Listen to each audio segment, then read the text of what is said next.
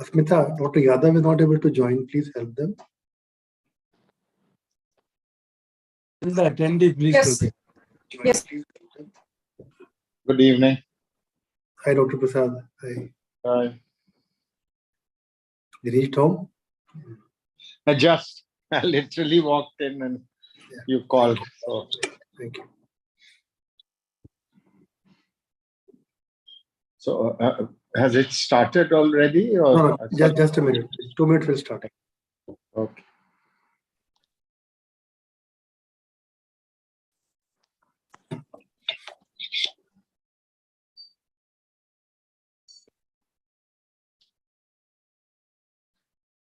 Surya, as mentioned, I may need to leave after the presentation because I'm in Coimbatore. We'll have to catch the flight, right?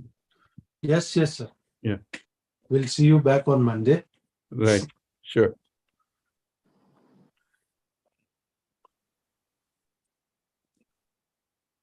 Mr. Gaikwad, good evening.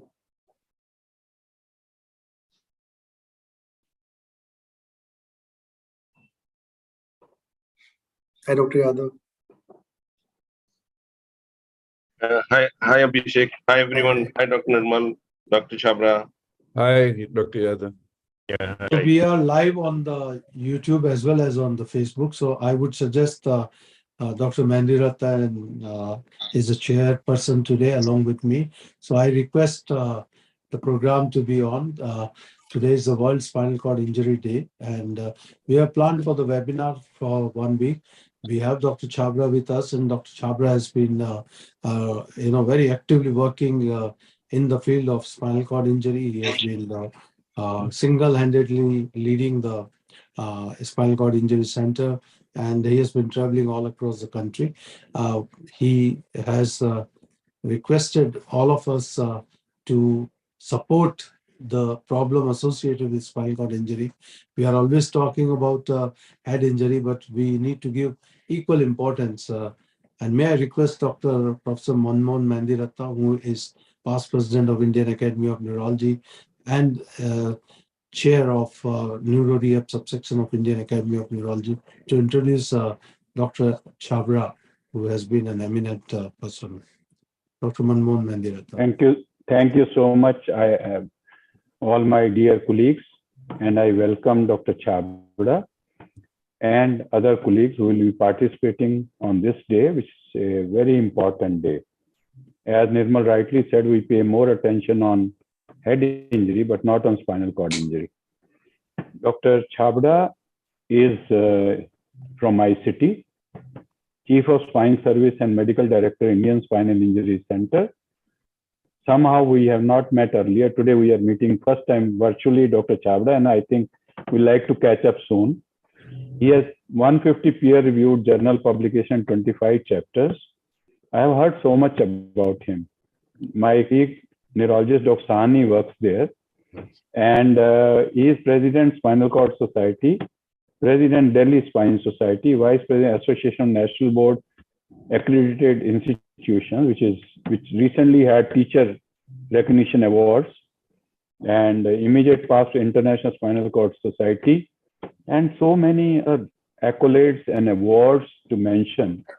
And the various important awards are like 13th National Excellency Award by T.P. Junjunwala Foundation, ISCOS Society Medal Award for 2013, Indian News National Health Award in 2018 for excellence in spine and orthopedics, ASCON Star Award by Asian Spinal Cord Network in 2018, ASSI Research Award for 7 consecutive years for 2013 to 2019, Best Spinal Surgeon Award MTI Indian Medical Tourism Summit 2020.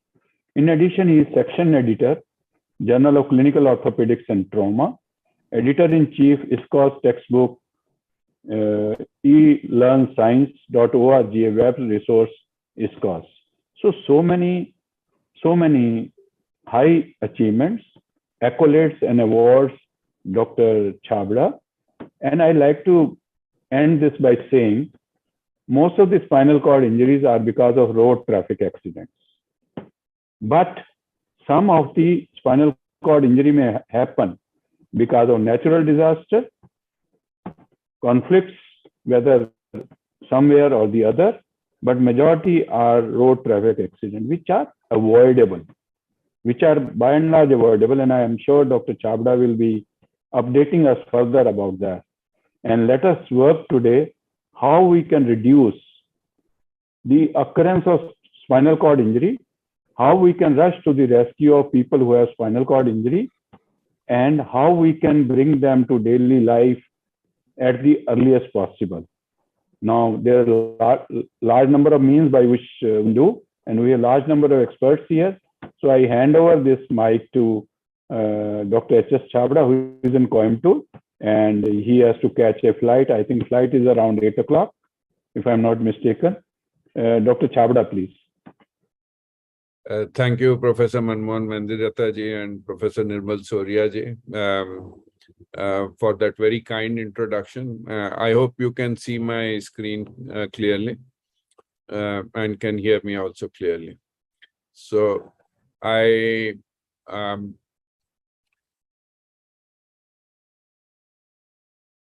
thank actually for giving me the opportunity to present on spinal cord injuries in India. We'll briefly discuss on where we came from globally in management of spinal cord injuries.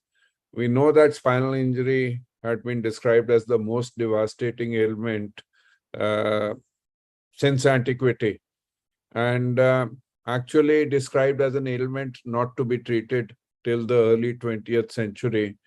In the First World War, for example, 90% of the patients died within 1 year, and only 1% survived more than 20 years. It was during the Second World War that two stalwarts revolutionized spinal cord injury management. Where we came from in India, actually, India was slow in responding to the revolutionization of spinal cord injury management. And it has been mainly in the last few decades that India has focused attention on setting up services for spinal cord injury management. And some dedicated spinal cord injury centers have come up. So what is the position now with regard to spinal cord injury management globally? Ever since the management was revolutionized during the Second World War, there have been advances in management of spinal cord injury, whether it's pre-hospital and acute care.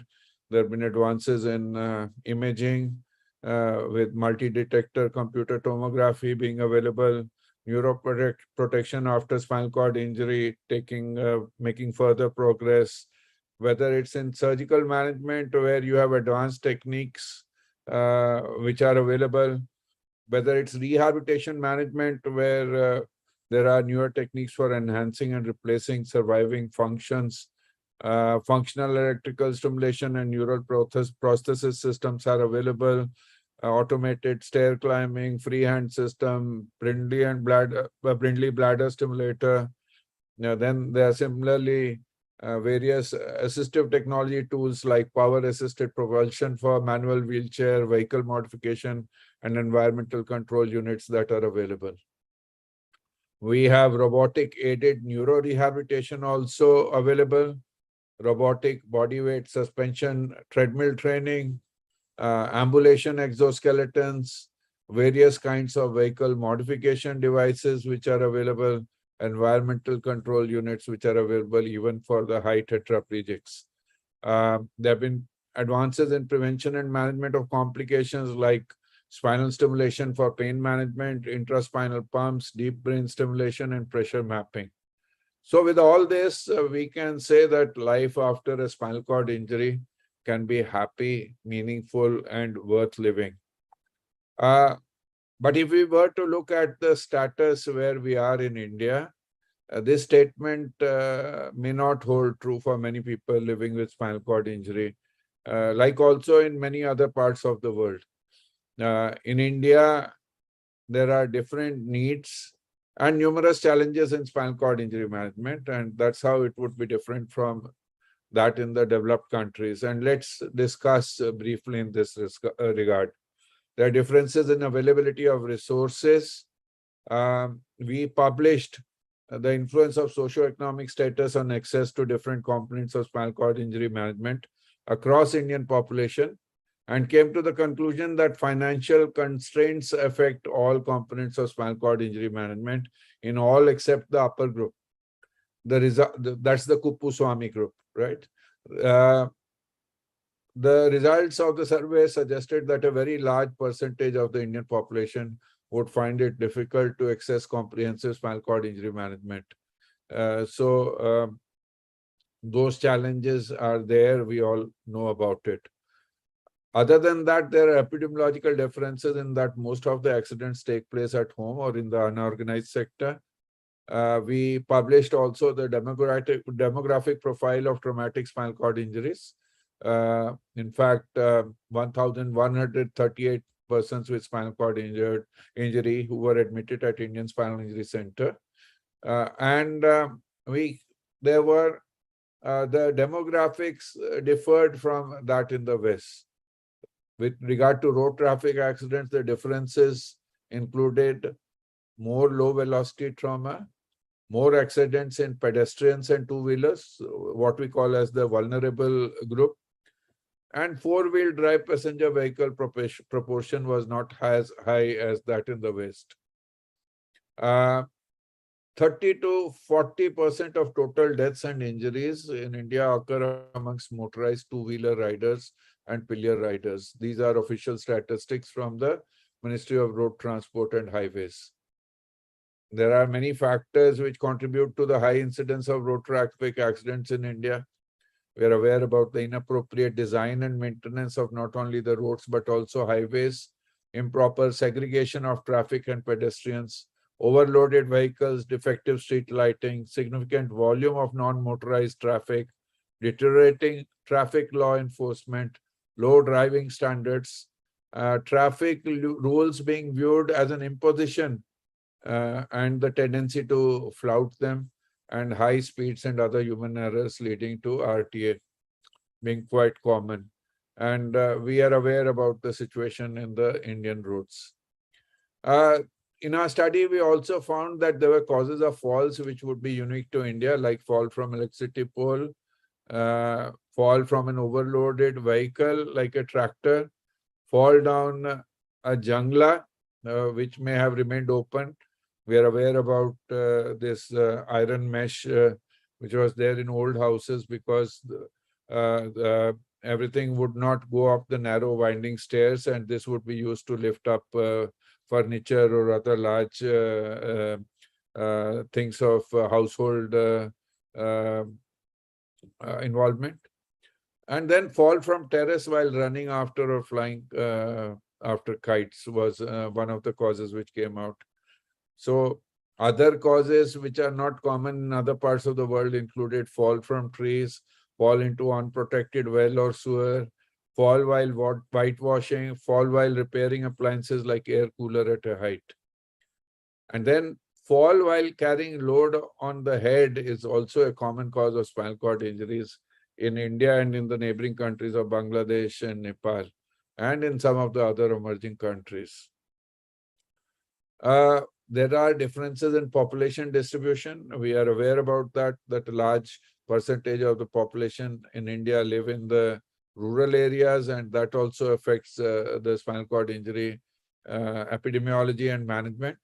And then there are differences in mindset of the population, the attitude towards safe driving, safety measures while working on the height, and other prevention measures need to be changed. So when it comes to numerous challenges in the Indian country, we have published this in the ISCOS textbook and in the Spinal Cord Journal.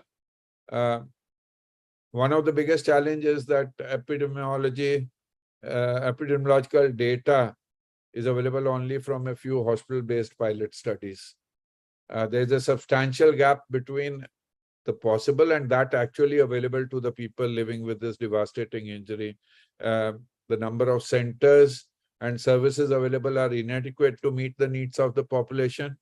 All disciplines are generally not available for spinal cord injury management.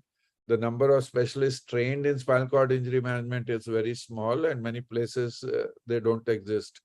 So occupational therapy, sexuality and fertility management, assistive technology, wheelchair clinic, peer counseling, educational classes, vocational placements, pre-discharge home visits, and follow-up home care services do not get due attention, and there are very few centers which provide these comprehensive services.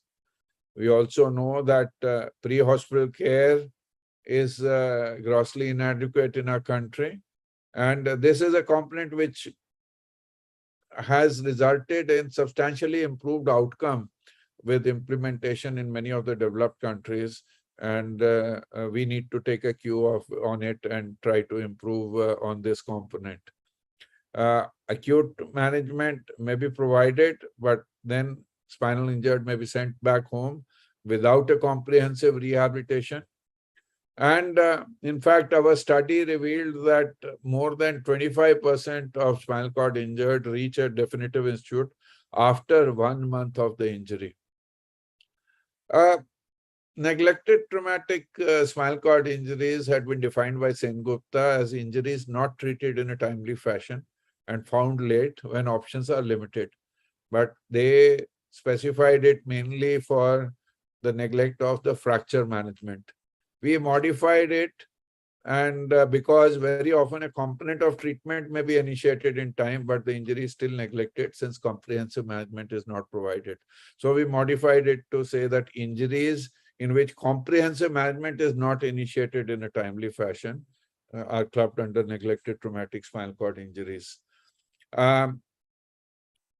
The study showed that 52.5% of the patients were discharged prematurely from the previous hospital with inadequate or no rehabilitation. And it was in 42.6% patients only where it was the late presentation by the patient themselves. So if we were to look into the specific causes of neglect, our study brought out that 53% was due to inadequate or lack of awareness.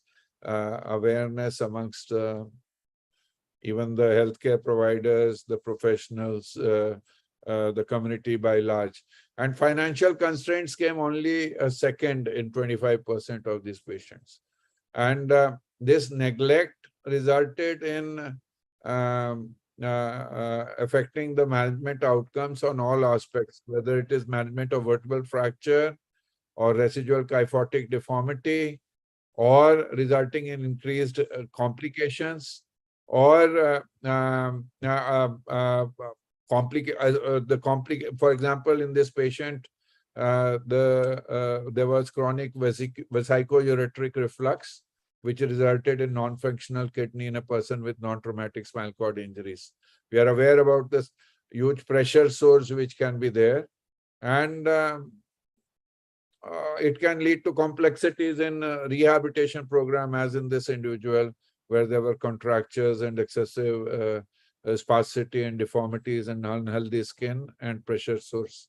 So the overall outcome gets affected in this patients with neglect, and resulting in compromised outcome of vertebral fracture, increased incidence and severity of complications, longer hospital stay, and higher costs of hospitalization. So with bladder management, we know that there are challenges. Affordability of disposable catheters is an issue. Processing and storing reusable catheters is a problem. There are high complication rates. Sexuality and fertility management is available only to a small percentage of the individuals. And again, the stem cell hype also poses a lot of challenge, because the individuals keep thinking that they will get a cure and do not participate in the rehabilitation process and lose precious resources. All this leads to quality of life being impacted substantially in persons with spinal cord injury in India, and this has been well documented. However, there are strengths as well in the Indian scenario. There is a strong family and community support, strong religious beliefs, innovativeness, and cheap and abundant manpower, which help in in overcoming these challenges in spinal cord injury management. Like we have the Patna model, where the attendants are used for providing due care to the patient along with the healthcare professionals. Then also the strong religious beliefs like the doctrine of karma help people cope up with the disability stronger. And when it comes to innovativeness, reusable catheters, use of cotton cloth bag for storing catheters, the floor mobility device, and use of honey and vinegar for pressure sore dressing are some examples of innovative techniques that are followed.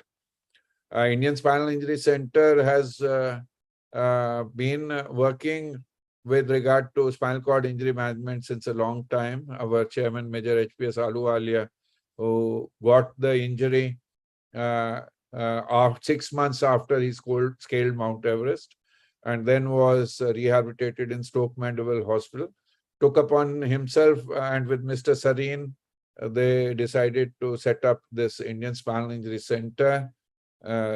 This dream has gradually come true with patient care being provided as per the accepted standards and norms, where healing with nature is also helping patients live life to the fullest. And it's not only the service delivery, but also education and research, which takes a high priority here. Like we've come out with various position statements and standards of treatment. And we have contributed largely to the elearn.sci.org web resource and the ISCOS textbook on comprehensive management of spinal cord injuries. And also with regard to advocacy, we have been holding events on Spinal Cord Injury Day. We've been also contributing to the Injury Prevention Week. Professor Mandirata was talking about injury prevention. The Indian government is coming out with an injury prevention program. And only yesterday, the workshop finished to finalize the program. And we have been contributed in that also. Of course, we have had support from the international community also in this regard, which has helped us reach this stage. And unfortunately, we lost our father figure, Major HPS Ahluwalia, in January this year, but his, we will always strive to fulfill the dreams that he had sown. So there are a lot of new things which are in the offing: brain-machine interface, neuroprotection techniques, cellular therapies, which are evolving gradually, but they are still in the experimental stage. We have not reached the stage where they could be used as a standard of care. We are also coming out with a grading system for spinal cord injury units, which we will be publishing soon. Artificial muscle is something that we have developed under a project. Our project on epidural spinal stimulation also yield good results. We think that if there are a network of spinal cord injury centers with a pyramidal organization, with a small SCI unit in all medical colleges and hospitals having a department of PMR, we should be able to meet the challenge, because spinal cord injury management mainly needs trained manpower, not a lot of equipment. So the carry-home message would be that even though India and other emerging countries were slow to catch up to the revolutionization of spinal cord injury management, they are fast catching up with interest shown by all stakeholders. Though the spinal injured face a lot of challenges in these countries, the strengths of the system are helping a progressively increasing number to get back into the mainstream of the society. Individual journeys are beginning. People are living life to the fullest. Persons with spinal cord injury can lead a happy, meaningful life now. People are facing the injury, embracing it, defying it, and conquering it. Sooner or later, we realize that real fulfillment comes only from helping others. All the rest is just temporary. So let's join hands to improve spinal cord injury care and to alleviate the burden of spinal cord injuries in India. What is in store for future? We aspire for a cure, but meanwhile, persons with spinal cord injury can be superhumans anyway. Certainly. This is a clip from the Paralympic video, which shows the potential in which they can normal lifestyle.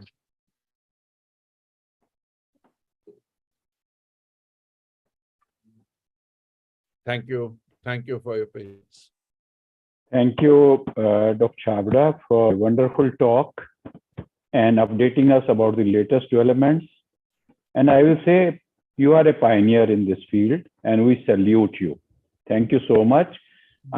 You just snatched my words. I was going to mention about Paralympics. A good number of people who had spinal cord injuries have done so well and been trendsetters even for the able-bodied people. They have been trendsetters. That's what Dr. Chabra said, superhumans. No doubt about this. It's only the confidence, support from the society, and good guidance by the treating doctor like Dr. Chabra. Thank you so much, sir. We appreciate. And I hand over to Dr. Abhishek to carry on the panel discussion. And have safe flights, sir, and comfortable travel, sir. Thank you, Jim. Looking forward to you to Delhi, sir. Thank you. Thank you. Thank you, Dr. Abhishek, Shah. please carry on. Yes. Yeah. Thank you, Dr. Shah and Dr. Mandirata for initial word. Now we'll do a panel discussion on how we can improve the life people with spinal cord injury in India. And today we have with us an esteemed panel of 5 people. Can you show their CV slides, please? Today we have with us Mr. Ravi Gaikwad, who is an engineer by training, a civil servant, currently heads the RTO in Thane and Konkan region. He is chairman of Shan Bharat Surakshit Bharat Society, awarded multiple times by CNBC for Life Achievement Award in sports, Corona Warriors, COVID fighters in sports category. He is currently the chairman of the Handball Federation of India as well as Uttarakhand Handball Football Federation. Mr. Gaikwad, please. Hello, Mr. Gaikwad, are you there? Yeah. Hello, thank you. Okay. Thank you for being with us today. Yeah. Next is Dr. Prasad, Dr. Rajendra Prasad. Dr. Prasad, CV slide, please. Yeah, I'm here, very much here. Yeah. Play Good CV evening. slide, Good please. evening. Dr. Prasad is a senior consultant neurosurgeon and spine surgeon at Apollo Hospital in Delhi. Oh. He's honorary director of the Indian Hereditary Foundation, also trustee of the Kara Medical Foundation, board member of International Pediatric Brain Injury Society, multiple awards, including Road Safety Award by Prince Michael International Foundation, as well as British Medical Journal Award. And he has been a pioneer in promoting advocacy for head and brain injury in India. Welcome, Professor Rajendra Prasad, please. Dr. Shivlal Yadav, can you play CV slide, please? Dr. Shivlal Yadav is professor, Department of PMNR in AIMS, New Delhi. He is a fellow of WHO, ICMR, NAMS, as well as National Board of Examinations, member of multiple international organizations, multiple peer review articles. Area of interest is spinal cord injury rehabilitation, including MSK Rehab, Rehab. Professor Yadav, please welcome. Dr. Kulkarni, please. Thank you, Abhishek. Dr. Kulkarni is a consultant in Bombay Hospital, Beach Candy Saifi Hospital. He is a spine surgeon, well trained in multiple centers abroad in the world. One of the pioneers to start minimally invasive spine surgery in India. Done significant number of surgeries in India. Also pioneered spine surgery checklist for enhanced safety. Visiting professor at Vail Cornell University, New York, and been edited a textbook on spine surgery as well as multiple research publication chapters in this field. Dr. Arvind Kulkarni, please welcome. Our last panelist is Dr. Suvarna Ganbir, who is a professor at Department of Physical Therapy in Ahmednagar. He's a life member of multiple organizations, very avid researcher, and had multiple publications. Okay. Currently associate editor in the field of physical therapy, as well as Master J Chapter Women's Cell. Dr. Ganbir, please. So we have a multi-story panel of spine surgeons, rehab physicians, physical therapists, administrators, all who are working together to field spinal cord injury. The first question is to Dr. Kulkarni. There's so much potential to prevent SCIs in India, like fixing potholes, stickers, traffic rules. Are you very slow on this, or where India currently lags behind right now? Yeah, so that is so very evident in the, it is right in front of our eyes. So this, prevention is better than cure for anything and everything with regards to any kind of diseases or accidents, etc. So just last night, I had to operate on a patient this guy was traveling to Udaipur, and his vehicle turned turtle because of a pothole. And he is 43 years old and he's quadriplegic. I just operated last night. It's just coincidental that we have this meeting today. So it's such a silly and stupid, etiology to have a quadriplegic. He's a director at the very big post, and most of these patients whom we lose like this in terms of morbidity are youngsters. So these are aspirants who are achievers. Their entire family gets affected, their future gets affected. It is socio-economic loss to the society, etc. So these are potential areas where we can minimize such kind of bad incidents, definitely. And we need to have strong legislations, enforcement of these legislations, punishments, etc. We should call out to our politicians, leaders, etc., to establish some ground rules so that these things should not be the cause of such morbidities and mortalities. Yeah, that's true. Let's ask the administrators, Mr. Gaikwad. So, what is the importance of road safety? What are the government initiatives in this regard? You are muted. Please unmute yourself. Good evening, Dr. Srivastav.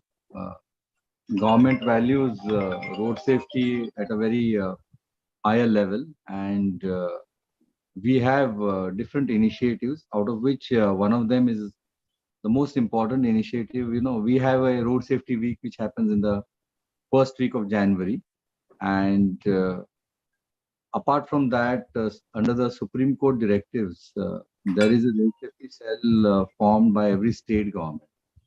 For example, Government of Maharashtra has a road safety cell, and there are 5 members in that road safety cell, which monitor certain aspects and submit a monthly report to Supreme Court of India.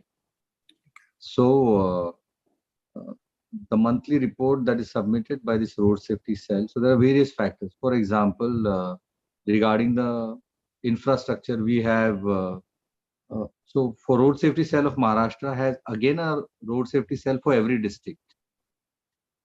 So member of parliament of every district is the guardian of this road safety cell of every district, under which again there are 5 members. So the district magistrate, the collector, the commissioner of police, then we have executive engineer from the PWD department. We have an executive engineer from the National Highways, 1 member from the RTO, 1 member from the traffic, senior members of IPS rank. So they're all the members of this committee for every district road safety cell. And obviously we have a state government road safety cell. So the state government road safety cell takes the report from every state district road safety cell, and then we submit it to the Supreme Court. So in this, for example, we identify something called as black holes.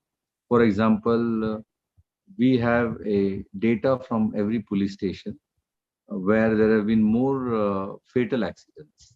Like there are certain turns, certain places have various speed breakers, so certain infrastructure problems, plus obviously the behavioral pattern of the driver. So there are certain spots where maximum accidents take place, where they're fatal, like deaths have occurred, or the injuries have been on a very higher scale. So such spots are identified as black spots in every state. So these spots are rectified by the PWD department and certain departments. Apart from so there's a special analysis done on the infrastructure problems, and these black holes are rectified. They're submitted to Supreme Court of India. Apart from that, there's a monthly analysis done, like what are the number of accidents that have been caused, and what are these number of accidents are compared to the accidents that have been caused to the last year's that particular month. And this comparison report is also sent on the, this comparative analysis is sent to Supreme Court.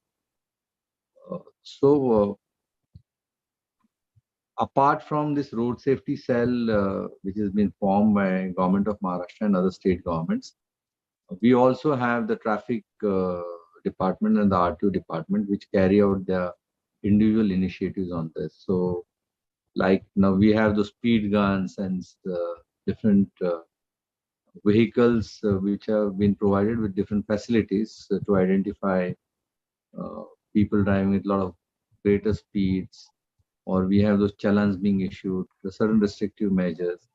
So government has already stepped into various things, and I think gradually we have been able to reduce the number of accidents. But still, a larger effort needs to be put on that.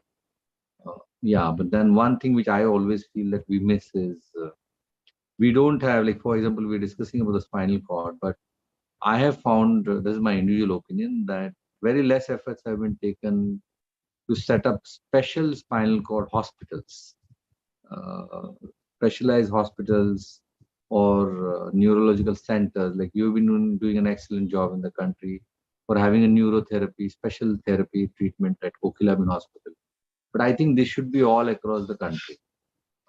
This medical infrastructure related to spinal cords and neurotherapy, especially related to accidents, I think they are very less. So obviously, this is what the health department of the government needs to do. This is one of the other aspects that I feel.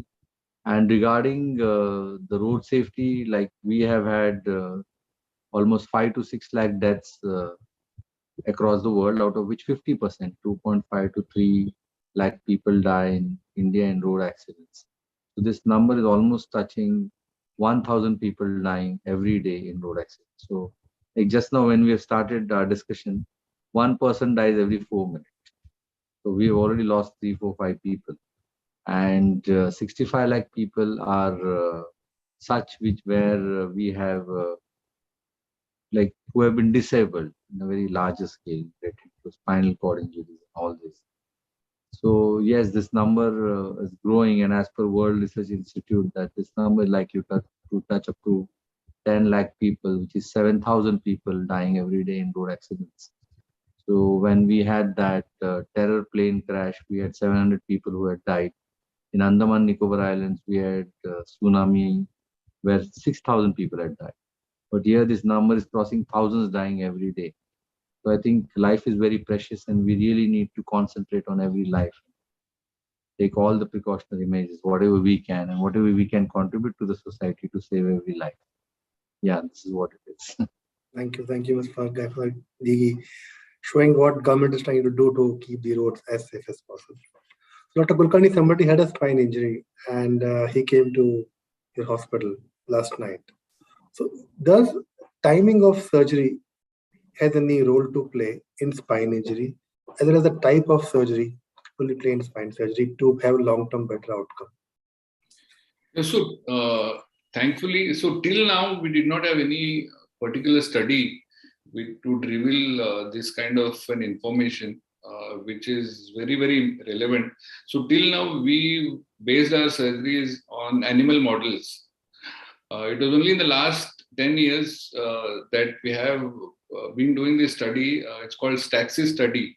It's a network of spine surgeons who have come up with this particular data, which based, this is a prospective study of patients operated at various timelines after suffering a spinal cord injury.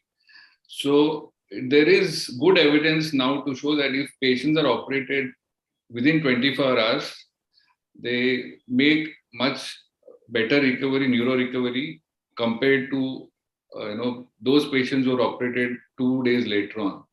So there's good amount of evidence now, human evidence, to show that early surgery does make a difference. And so at least two great, improvement based on the Asia scale. And that makes a big difference to someone who's in the, somewhere in the middle of Asia scale. So someone who is not a walker can probably start walking. So this has been the evidence. And most of our principles are based on, early surgery. Okay, thank you. I've seen myself, my experience is all anecdotal because we are not a spinal cord center, but anecdotally I can tell you that early surgery does make a big difference. Yeah, thank you. So Dr. Yadav, surgery has happened. Patients come for rehab. What are the challenges you face in planning a comprehensive rehab for a person with spinal cord injury? Abhishek, there are so many challenges which we faced, because we are having very poor knowledge, like how to handle this spinal cord injury person, even the site of injury, right from the site of injury, which is very important, because evacuation is a very important part in the cervical or any kind of, spinal cord injury, because there is a likely chance that if you really don't know how to evacuate person from the site of injury to the hospital, then probably you could insult the spinal cord further, which might lead to, from incomplete to the complete lesion. So that is one important thing which really we face. So in that case, the education is an important part, which we need to impart with the, local level, at the community level, or right in the medical dispensaries, or maybe the community health centers. And that's a very important part. And second thing, that we don't have the dedicated spinal injury center. Like in the most of the hospitals, we do have the spinal injury care centers, but the staff, they are not really, the health professionals, they are not really trained that how they should deal with the spinal cord injury patient. Because the government side of what happens, the staff, today they are in the spinal cord injury ward, tomorrow they might shift it. By then you train them that how to deal with these kind of patients, they are shifted to another ward, So that is another issue. Third thing, that because once the caregiver, in terms of the family members at first instance, the moment they come to know that this is untreatable entity, because in our scenario, in our country, the people feel like that after the spinal cord injury, whatever treatment you institute, be it the surgical, be it the medical part, the person should back on his feet. Sometimes it's not true, and you just cannot put them back on their feet. So rehabilitation understanding is not there. So they're left in between the lurch, and the patient become completely dependent either on the medical team or maybe on the caregiver, who could be not immediate relative, could be the distant relative. So that's another problem we face. And then because the resources, the financial resources, because most of people who come across with spinal cord injury, we are getting from the far-flung areas, from the rural aspects. So they're not having financially strong, because it's ongoing care program, because it's not day one that you did something, you operated upon, and the patient become all right. You given some treatment and the patient become all right. So patient is a lifelong friend of yours, whosoever is instituting the treatment. In that case, that is another challenge we face. And then the number of beds, they are very limited. So nobody is really come forward to take care of such patients in the general hospitals. So where they go back to home, and they come back again with so many complications like pressure sores, the UTIs, the sepsis, and they finally succumb to their injuries. So these are the common challenges we face across with the spinal cord injury patient as of now. Thank you. Yeah, you're absolutely right. One is lack of specialized units, and second is cost burden of taking care of long-term care, SCI, the big challenges. So, Professor Prasad, in your long-term experience in advocacy and being a spine surgeon, what do you think is the access of neuro rehab to patients with SCI and rural setup? Do they get some services, or it's completely very, very negligible? No, as I said, as you mentioned, one of the NGOs the Head Injury Foundation. We were based in Delhi and Jodhpur and then in Patna. But recently with the other foundation, Kara, we're looking at assistive technology and I'm distributing free wheelchairs in Bihar, in Patna. And I found it's pathetic that outside, most patients come from outside and either they don't have a wheelchair or they are of such poor quality that they are discarded. And I turned up with WHO grant of these motivation wheelchairs, which cost 22 to 30,000. And it was just being grabbed by these people. So the very few people have access. And then when I talk to them at these wheelchair distribution function, so few have disability certificates. Almost none of them know of about 2,500 rupees that the government is supposed to give them for disability. So even 2,500, which would buy them a few days meal, that is not. And the more I get into it, the more I realize that that if you are poor, and Professor Luke DeWitt, who you know from Sheffield, assistive technology head, and he came to India and he funded a study with us of the 80 requirements, and he was moved to tears because wherever he saw spinal cord injury, he went 20 miles out of Bangalore and he found they were left outside on a cot, and the family said, you know, manage yourself. So when it's happening 20 miles outside Bangalore that he saw, and I'm seeing in Bihar, it's really, really a problem. And we've talked about these Paralympians. So many from Bihar are gold medal winners. I'm talking about Bihar because I've just started work there. And they found that when they go to play basketball for the country, they go to a stadium, the wheelchair is given good quality, and then it's taken back from them as they go out. And then they have to crawl onto a rickshaw or somewhere to get back home. So I think, and then all these other problems that catheter, I mean, it's just poverty. Poverty affects each and every aspect of spinal cord injuries, whether it's bedsore or spasticity or infection. So I think what Dr. Chabra has done, like we speak so much, I'm sorry, I'll talk a little more about that having done brain rehab, and I find that the overlap with spinal cord. So, you know, the same facilities like at yours, the same therapist can do both. So as Dr. Mehendi Ratta said, that so much is spoken about brain injury, but very little is being done about that. And so little is spoken about spinal cord. And yet you have somebody like Chabra and spinal injury taking it forward. If somehow we could combine the two, a brain, so we're talking about a network of spinal cord injuries, but if we were talking about a network of neuro rehab centers with brain and spine, the same therapists, the same machines, tilt tables or whatever these things, I think there's a huge, and I think we need to, apart from meeting, we need to meet separately and ICMR and others and take this forward, a serious plan to have combined spinal cord and brain. And I speak because I feel seriously about it. And I'll answer one other question. I'll give the others a chance. Thank you. Yeah, absolutely right, Professor Prasad. We should integrate neuro rehab services, be it stroke, TBI, spinal cord, all actually need similar type of care, which is a good model for India in long term, more cost effective. So, Suvarna, as per your understanding of years of experience treating patients with SCI, what you experienced as the most neglected area which hinders inclusive rehab for person with SCI? Yeah. Good evening, Dr. Abhishek sir, and thanks for giving me the opportunity to be a part of this panel discussion. And I hope I'm audible enough. Yeah. So thank you so much. I feel the most important neglected area, as others have also mentioned, is something like a vocational rehabilitation. We talk of inclusive environment for people with disabilities, but we do not give them the opportunity to be a part of the mainstream society. So I think vocational rehabilitation, where we can help the patient to become economically independent. You know, as a therapist, I'm trying to make him physically independent, but how long a person would sustain, without a financial support.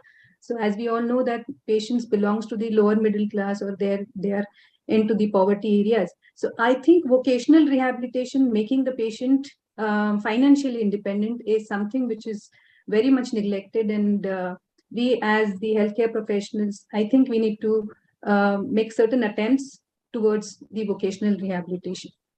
Good point. Thank Good you. point. Good point. We spoke about the challenges. Now let's come to how can we help these patients with spinal cord injury. What's new in rehab? So, Dr. Yadav, what are the new treatment updates in people SCI at present available? What's new?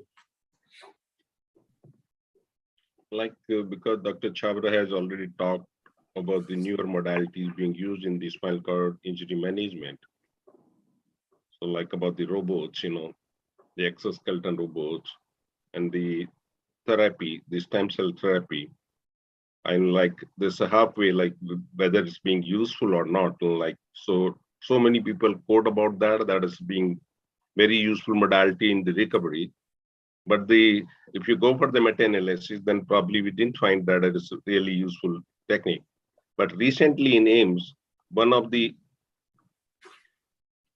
studies being done are from the basic researchers, and they find that probably some nanoparticle suspended in the polymer system with sol gel consistency that can be infused in the area of the spinal cord injury, and with the external magnetic stimulation could help in the spinal cord injury nerve regeneration, and which had not been yet done over the patients, the human being, but the animal study, they find that it's very useful therapy. So they're just claiming that probably it's a very novel therapy which could be useful in having the complete nerve regeneration in spinal cord injury. So if it is true, then probably it could be a boon, for the spinal cord injury patients. So that's the important area where probably could be promising outcome this kind of therapy. Yeah.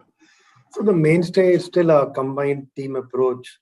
Ability working in a specialized unit is the gold standard, and that doesn't need more of machinery or technology, just need manpower working together. But three things have come up. You see, one is mechanical devices. We call it robotic systems, which when used for complete SCI doesn't help much. Now there are exosuits or there are Rewalk, which are orthotics with FES combined. They are helpful in if you wear those machines, you can walk in the community. Actually, Rewalk is now approved in community walking in US, and actually FDA even reimburses for that. But it is approved for D7 below, and itself costs more than a crore, and the weight itself is more than 12 to 15 kgs. So you can walk with that Rewalk suit up to 300 meters in the community, being a dorsal paraplegic, but the cost and the weight is still prohibitive. Now, two more things have come up these days. One is epidural stimulation to improve walking, and second is stem cells. So Dr. Kulkarni, what's your view on role of epidural electrical stimulation to improve walking in dorsal paraplegics? Yeah, I have just read about it, heard about it.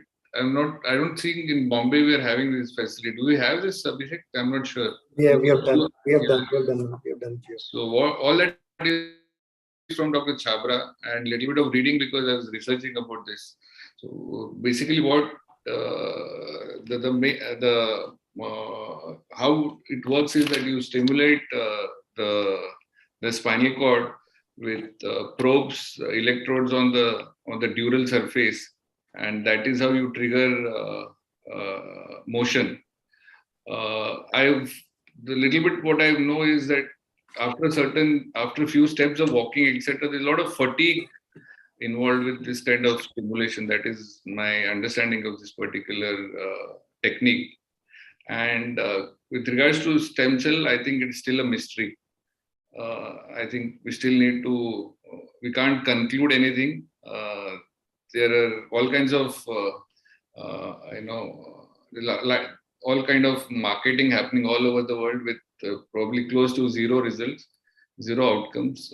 Probably you can throw some light, Dr. Abhishek, on both of these. Yeah. So first, regarding the epidural stimulation, we have some experience of it. Now, the concept is something called as locomotor pattern generated in dorsal cords. In our lower spine, near the dorsal end of the cord, there are some neurons which which fire sequentially to make a person walk.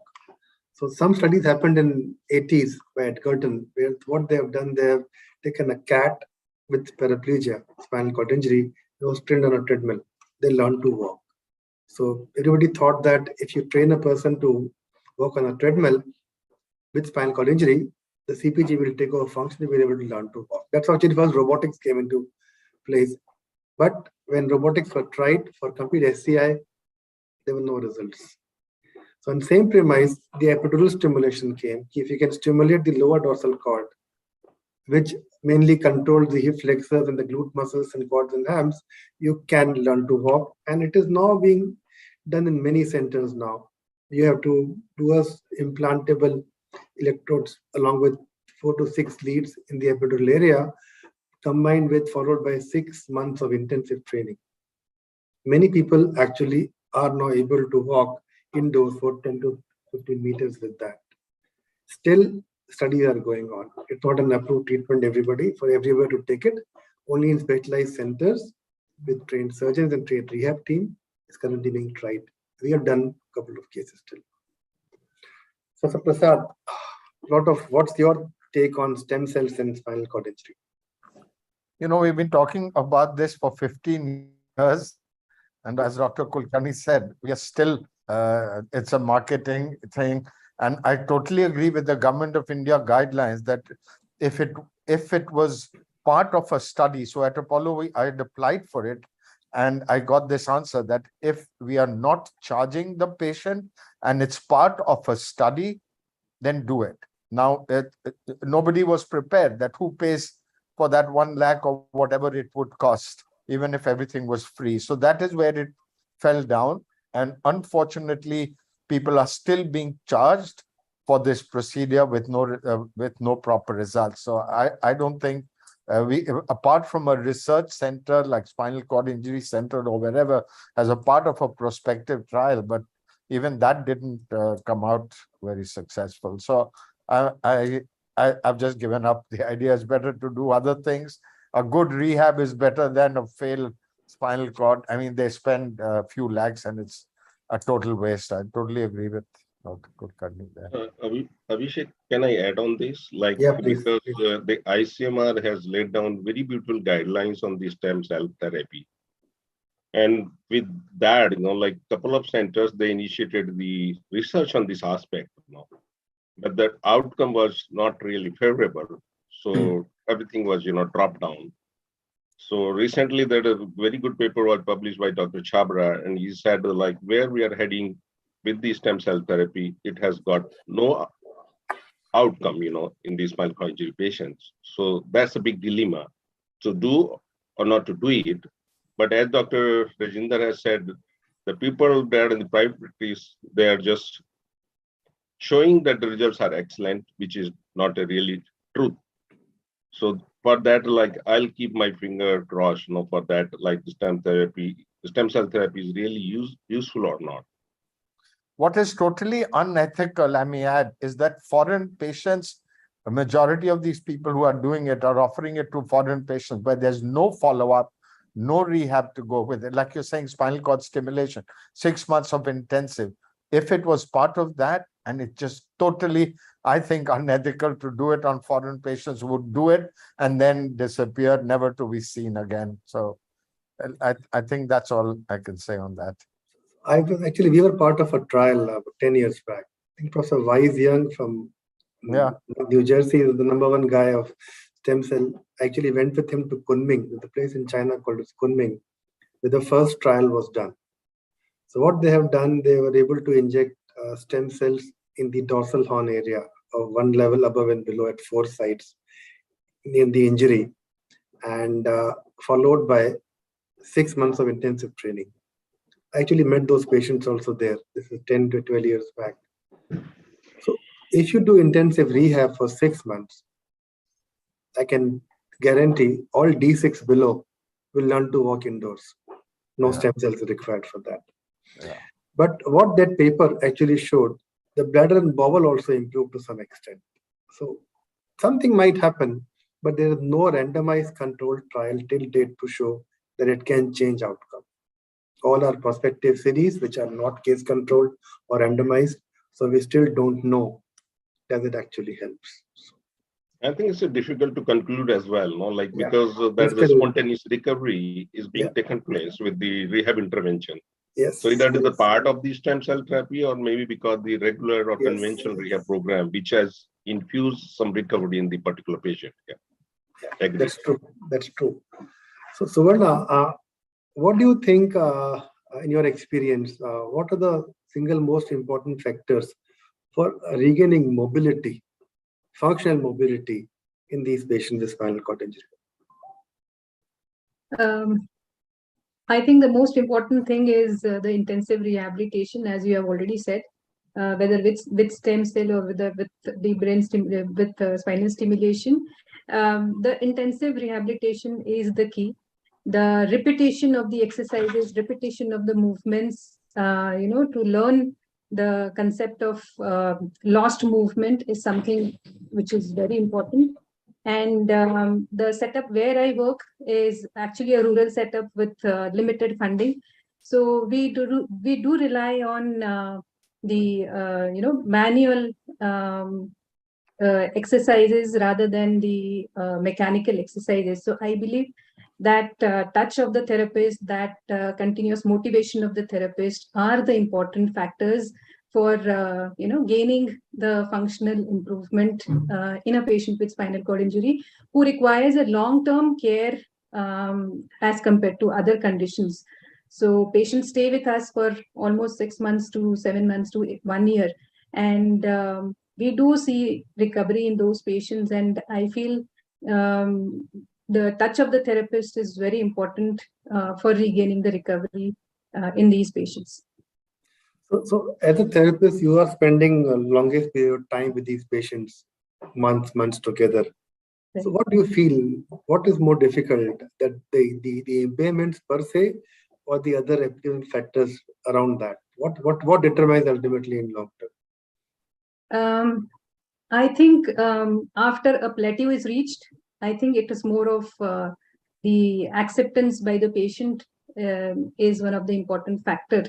But before that, in the acute stage, when the recovery is still possible, we spend almost around 40-45 minutes of intensive therapy with the patient. So it's like giving 45 minutes of treatment to the patient is equivalent to 30 minutes of exercise for the therapist itself.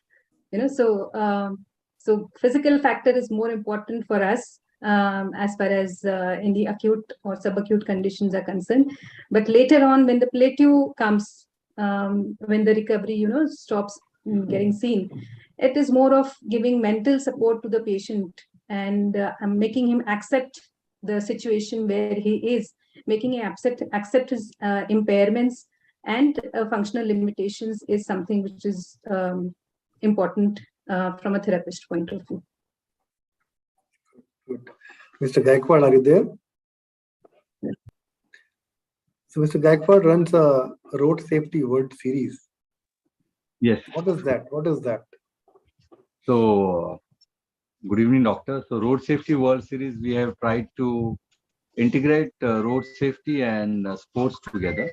What I have found is we are not able to, we have various hoardings, we run a lot of promotional campaigns that don't drink and drive, we put on various hoardings. So, but then that campaign doesn't go that strong, and we are not able to penetrate and drive that message very strongly. So we have integrated sports and sports, the social cause, and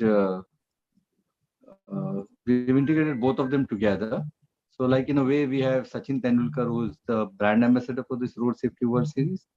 We have Mr. Sunil Gavaskar as the commissioner of this series. And we have this panel of all cricketers. Like we have, it's a World Cup of 8 different countries playing: Australia, India, Sri Lanka, Bangladesh. So like season 2 starts now on 10th of September. It's a welcome for all of you all. It's at 4 different venues. I'm going to invite all of you all. I want you all to be the chief guests and speak few words on that. So it starts on 10th of September from Kanpur. It's going to be there for 5 days at Kanpur, then the entire team moves to Indore, then to Dehradun, and we conclude at Raipur. So here we take bites of all the cricketers. All the cricketers speak on road safety. This Road Safety World Series is live in 100 countries.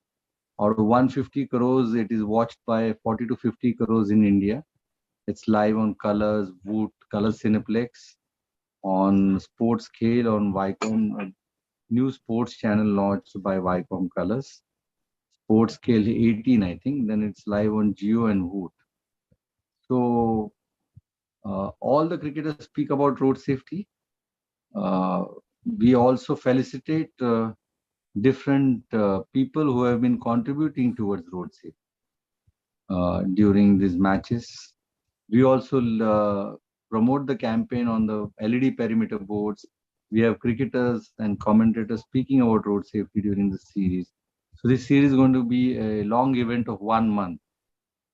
And it's just a cricket World Cup only for road safety, and which goes live in 100 countries. The TRP has been, it has crossed 2. It's almost matching IPL standards. So we want all of you all to be there and also speak about road safety during that time, whatever little you all can be. I would invite you all to be in the commentary box actually and speak on road safety. So Doctor, I would like to have timings like whosoever is there on the panel now. If they can really travel, or I'll see if I can connect you all through Zoom during that time, or be in the commentary box actually with Mr. Gavaskar and all of them, and speak about road safety when the match is on. So that will be helpful to all of us. So this is a big series and it's going to be every year as an annual event. So we have Government of India supporting this. We have various state governments supporting this. We also have various NGOs into this. It's a long drawn on event, which is an annual event, which will going to be every year. We have World Cup, actual real World Cup T20 happening every 2 years. We have a 50 over World Cup happening every 4 years. But this will be a World Cup which will be happening every year in India. And also we plan to have 1 season abroad. This is what it is. So this, I would want all of you all to be a part of this. The promotion campaign has already started on Colors, and it will start picking up now.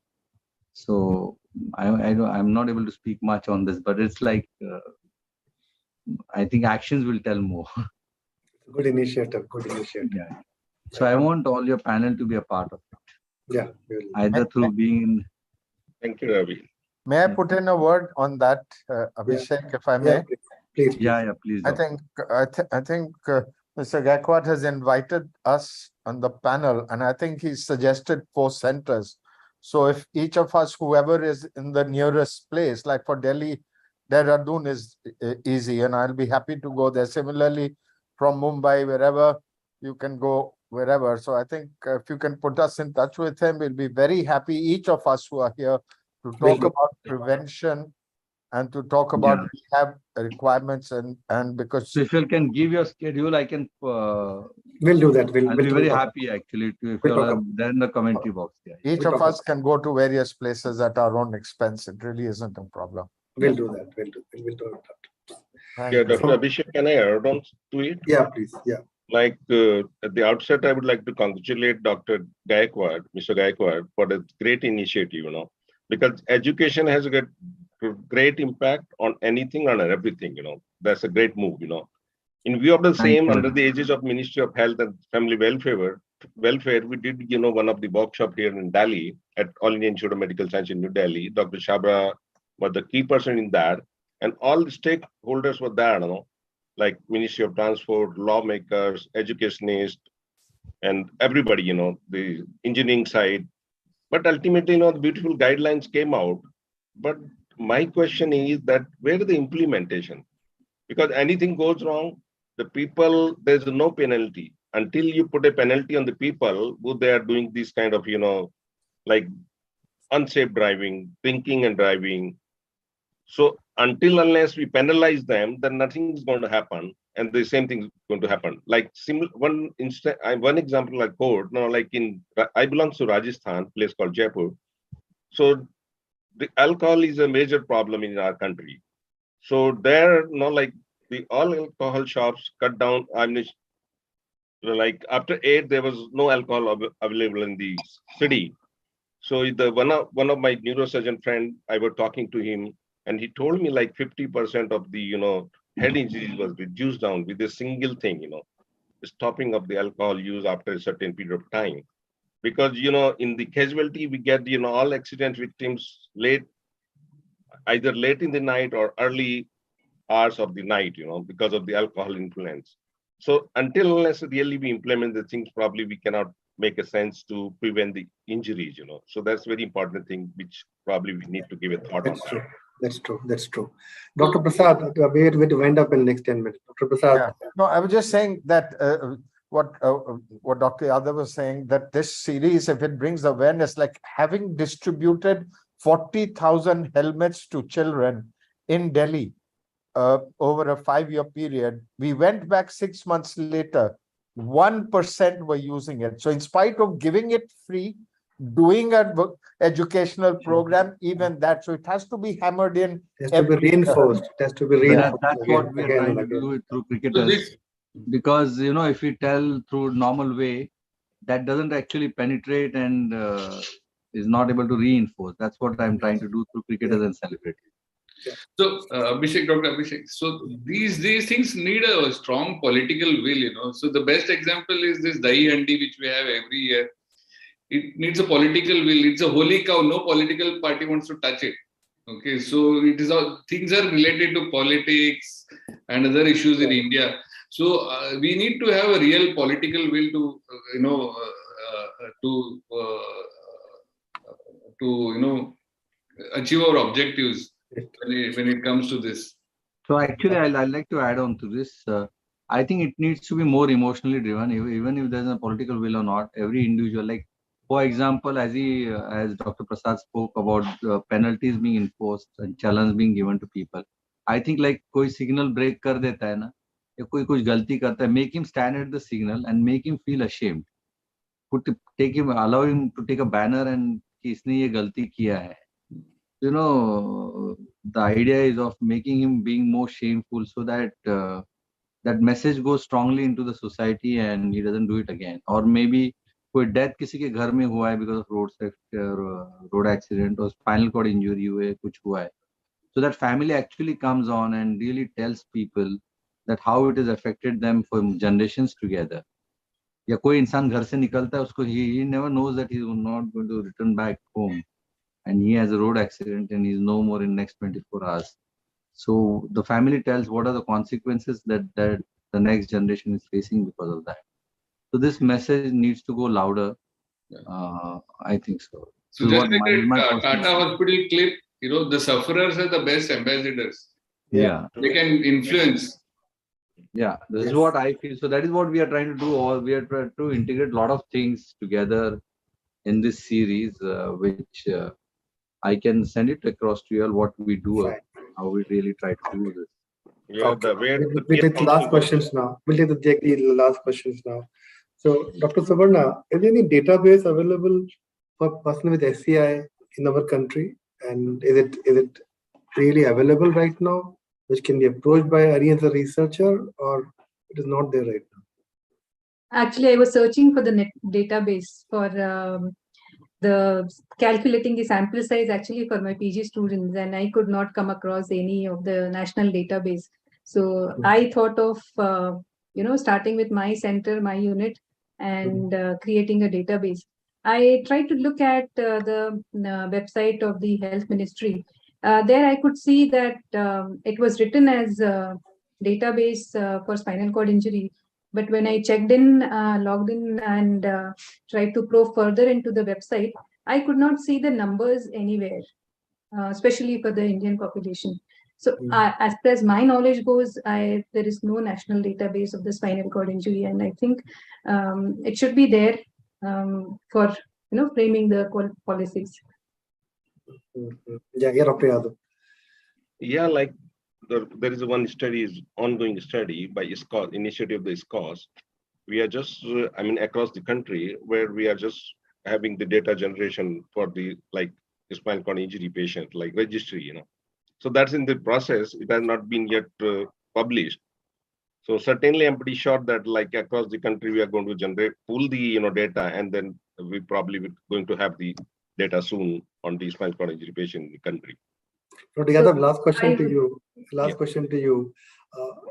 What are the most common reasons for poor quality of life in these patients? Is it primarily mobility, or is it bladder bowel sexual issues? What are the common or more common determinants for quality of life in these patients? The common thing which I find in my patients is the mobility. That's a key area, and then the other is the activity of the daily living. They are not able to perform. Certain so they are not physically independent. The one area that they need physical independence. Second area they need, the economical independence. As Dr. Suvarna has already mentioned about that, financially, if you can make them independent, probably then their quality of life would be altogether different. And other thing is a mobility. Like if they can able to do all these their routine chores every day, then probably they feel independent, productive member of society in the home and everywhere. So that's the major challenge, and this all comes, like through the caregiver and the people who they're engaged in the rehabilitation program. All the stakeholders, they probably could contribute more to make them independent. So that the like dependency could be reduced down, and they feel more independent. And I think that's a big area. So the panel had some points coming out. One most important is road safety and prevention, which is better than cure, as there is no cure for SCI right now. Second is need of setting up comprehensive SCI units in our country. Third, if we have specific programs, we can use available resources to pool in, which can work for SCI people. Third is the newer fads of stem cells and electrical stimulation. We still don't know how much do they help. Fourth is the most common problems other than mobility are bladder bowel and sexual issues. And fifth, if we can somehow provide vocational rehab, make them economically independent, then they can live their life independently. With this, I'll hand over dias back to our chairs, Professor Surya and Professor Mendiratta. Thank you. So thank you, Abhishek, and thank you, the esteemed panel, for bringing out and highlight. I feel that the Indian Academy of Neurology, along with the Neurology Society of India, Traumatic Society of India, and the IFNR and IIPMR, we should take a joint responsibility. I think it is very, very important that see the government, as Mr. Gaikwad mentioned, they've been doing Road Safety Week, they've been doing so many initiations. But can we not jointly do something?